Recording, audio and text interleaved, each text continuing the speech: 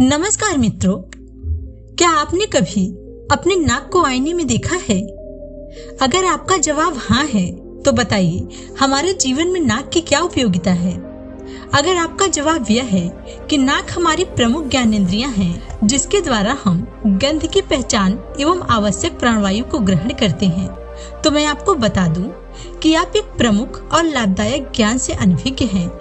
इसके अतिरिक्त अगर आपके उत्तर में स्वर विज्ञान या स्वरोदय विज्ञान का उल्लेख शामिल है तो निश्चय ही आप भाग्यवान हैं एवं ईश्वर की कृपा पात्र हैं, क्योंकि स्वर विज्ञान को जानने वाला कभी विपरीत परिस्थितियों में नहीं फंसता, और अगर वह फंस भी जाता है तो आसानी से इन विपरीत परिस्थितियों को अपने अनुकूल बनाकर बाहर निकल जाता है। वह शक्तिशाली विज्ञान है स्वर विज्ञान। स्वर विज्ञान एक रहस्यमयी विद्या है। इसकी खोज प्राचीन समय में ही ऋषि मुनियों ने की थी। ऐसा भी कहा जाता है कि माता पार्वती ने शिव जी से पूछा था कि संसार में आप हर मनुष्य के पास कैसे रहते हैं, तो इसका जवाब था, मैं हर व्यक्ति के पास उसकी श्वास में रहता हूँ। स्वर विज्ञान पूर्णतः वैज्ञानिक एवं रहस्य के साथ रोमांच से भी भरा हुआ है। प्राचीन भारत में कभी इस विद्या का प्रयोग जनमानस के लिए होता था, परंतु कालांतर में यह विद्या लुप्त सी हो गई है। आज इस वीडियो में मैं इस बारे में पूर्ण रूप से आपको बताऊंगी, जिससे आपको इस विद्या का पूरी तरह से ज्ञान होगा। इस विद्या को प्रसिद्ध स्वर साधक योगी राज यशपाल जी ने इसे विज्ञान कहकर शोभित किया है। इनके अनुसार स्वरोदय नाक से ग्रहण किया जाने वाला श्वास है जो वायु के रूप में प्रयुक्त होती है।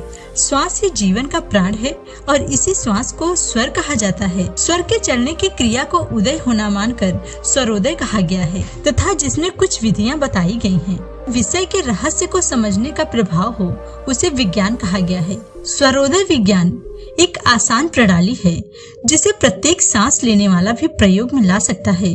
इसका लाभ प्राप्त करने के लिए आपको कोई कठिन साधना, गणित, मंत्र जाप, उपवास या कठिन तपस्या की आवश्यकता नहीं होती है।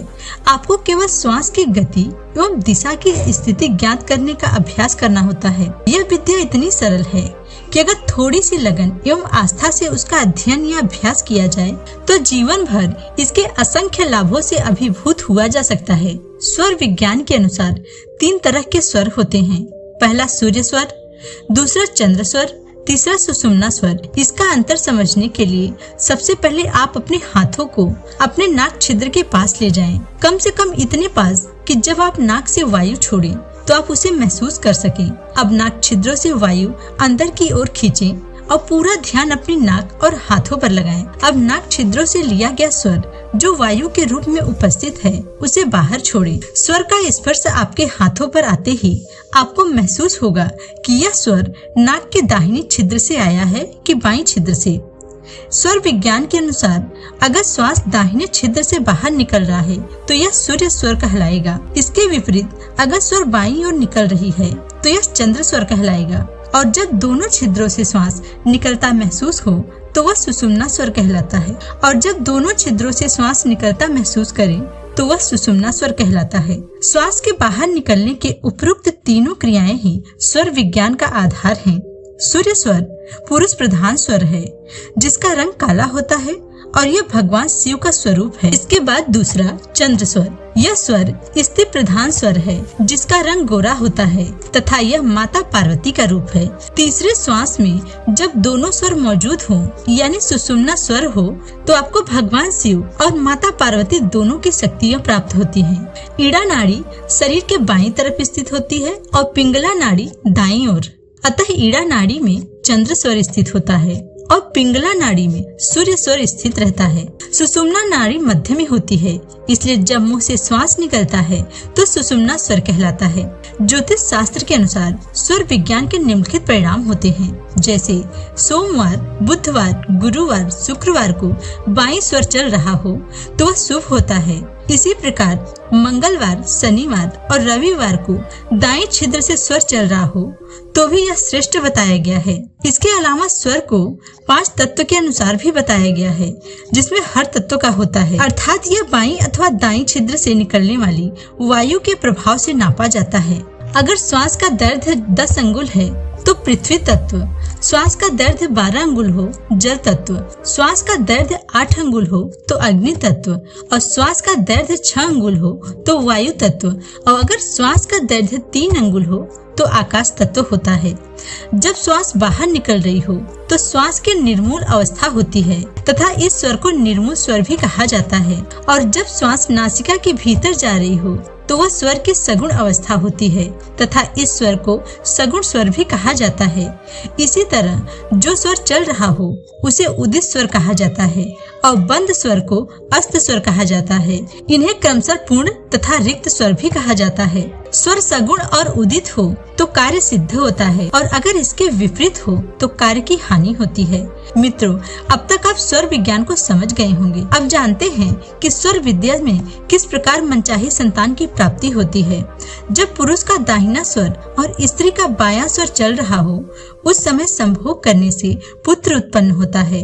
और जब स्त्री का दाहिना तथा पुरुष का बायां स्वर चल रहा हो तो उस समय संभोग करने से कन्या का जन्म होता है। पुत्र की इच्छा करने वाले पुरुष को बाईं करवट और कन्या की इच्छा करने वाले पुरुष को दाहिने कर लेटने के उपरांत ही रात्रि कर्म करना चाहिए, जिससे इच्छित स्वर चलने लगेगा और व्यक्ति को मनचाही संतान की प्राप्ति होगी। शास्त्रानुसार रजो दर्शन के उपरांत ही इन 10 रातों में ही गर्भाधान संभव है। इनमें 7 रातों को सम एवं 6 रातों को विषम रात्रि माना जाता है तथा इनमें प्रथम 3 रात्रि को वर्जित माना गया है। चौथी, छठी, 8वीं, 10वीं, 12वीं, 14वीं, 16वीं रात्रि सम है।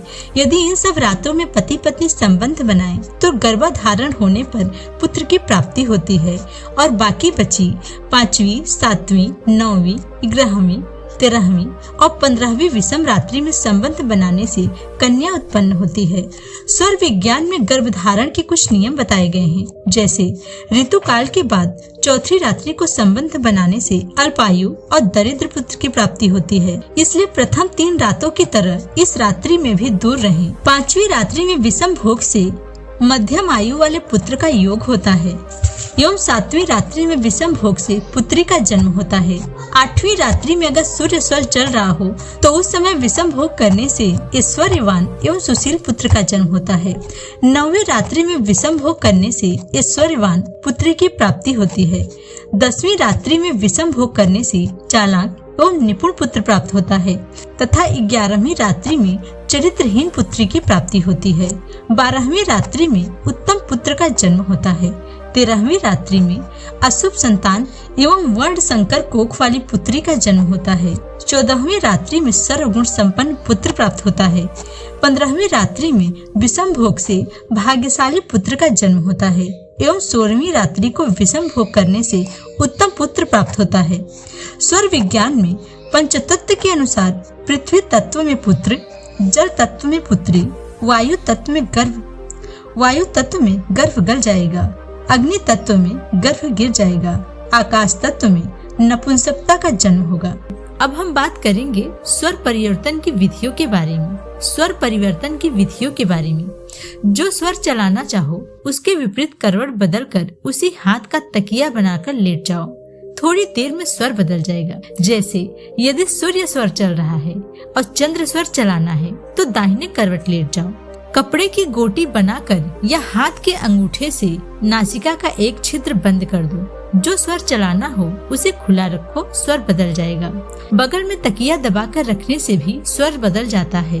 अनुलोम विलोम, नाड़ी शोधन, प्राणायाम, पूरक, रेचक, कुंभक आसन या वज्रासन से भी स्वर परिवर्तन हो जाता है। स्वर परिवर्तन में मुंह को हमेशा बंद रखना चाहिए। अब हम बात करने जा रहे हैं चलित स्वर की प्रधानता में कौन से कार्य करने चाहिए।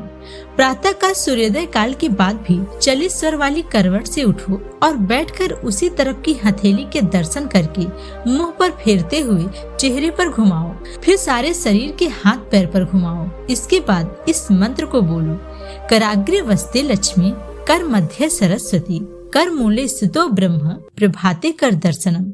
अर्थात हाथों के अग्रभाग में लक्ष्मी, मध्य में सरस्वती और मूल में ब्रह्मा का निवास है। ऐसे पवित्र हाथों का प्रातः काल स्वर के साथ दर्शन करना चाहिए।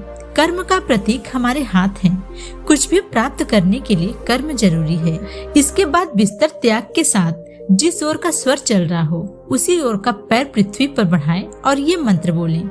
समुद्र वसने देवी पर्व स्तन मंडिते विश्वपत्नी नमस्तुभ्यं पाद स्पर्श क्षमस्व में, अर्थात समुद्र रूपी वस्त्रों को धारण करने वाली पूर्व रूपी स्तनों से मंडित भगवान विष्णु की पत्नी पृथ्वी देवी, आप मेरे पाद स्पर्श को क्षमा करें।